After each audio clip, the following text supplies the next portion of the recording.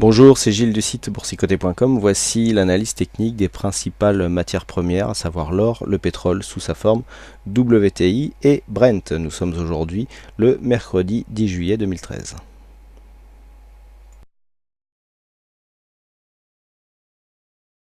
Nous commençons cette analyse par l'or, donc un sous-jacent sur lequel nous confirmons pour l'instant un mouvement horizontal donc, qui est en train de se mettre en place.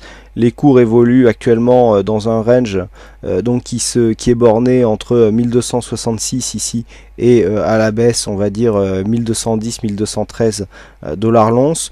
Nous avons une attaque ici sur cette phase, on voit que nous avons une dynamique assez faible, des indicateurs qui sont plutôt neutres, on est à la limite du surachat, donc j'attends pas grand chose de cette attaque, mais on ne sait jamais, les matières premières étant très volatiles, on pourra avoir un départ qui est possible justement sur une cassure de cette zone des 1266.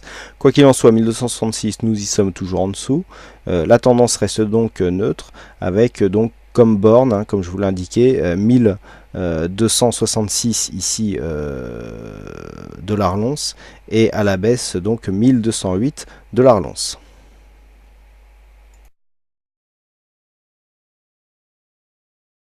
Nous continuons avec le WTI qui confirme son évolution haussière, puisqu'après avoir testé dans la nuit donc cette zone des 104,58 $ le baril, eh bien les cours ont cassé en cassant deux résistances successives, enfin tout du moins en cassant la prochaine et puis en testant donc la zone des 106 $ le baril. Donc nous sommes dans une phase de continuité haussière.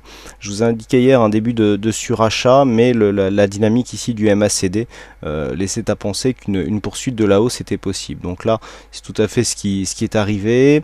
On est venu tester ici la zone des 106 $ le baril. On est dans une phase haussière, je dirais, qui n'a rien d'exceptionnel. On a une dynamique posée avec des petits contacts ici sur la moyenne mobile 20 exponentielle, des cours qui flirtent ici avec la bande de Bollinger supérieure. On a un surachat marqué sur le RSI et sur le stochastique, mais une dynamique ici du MACD avec peu d'amplitude qui nous indique donc plus une régularité de cette tendance que de grosses vagues. Donc on peut continuer à monter ici sur un mouvement régulier. Sur une phase de consolidation, le premier objectif à viser sera la zone ici des 104,58, puisque cette zone ici qui s'est imposée comme résistance ayant cassé, eh bien, elle pourrait très bien être confirmée comme un support. Donc toujours en tendance haussière sur le WTI.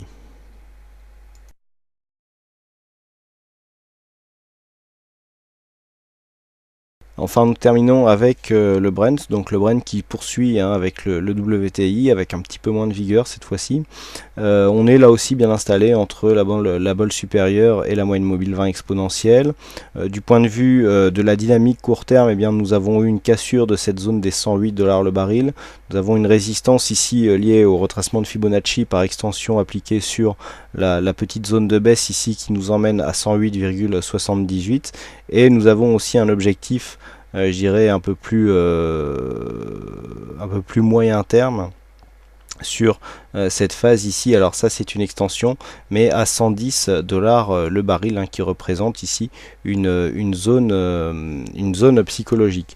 Pour l'instant, donc du point de vue du mouvement direct, depuis les appuis ici avec ce support, eh bien les cours se sont bien orientés à la hausse. On est bien ici calé entre ces deux éléments techniques, et pour l'instant les indicateurs ne nous montrent pas un surachat trop marqué. On rentre à peine ici en surachat sur le RSI, et le stochastique est à la limite du surachat aussi, avec un MACD dans sa zone négative. Donc on peut très bien continuer à monter dans cette configuration.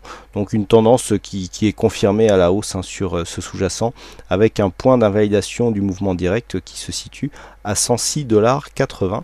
Voilà ce que l'on peut dire sur ces analyses des principales matières premières. Il ne me reste plus qu'à vous souhaiter à toutes et à tous une bonne soirée, bonne chance dans vos prochains trades, et on se retrouve donc dès demain pour d'autres analyses techniques en vidéo. Bonsoir à tous.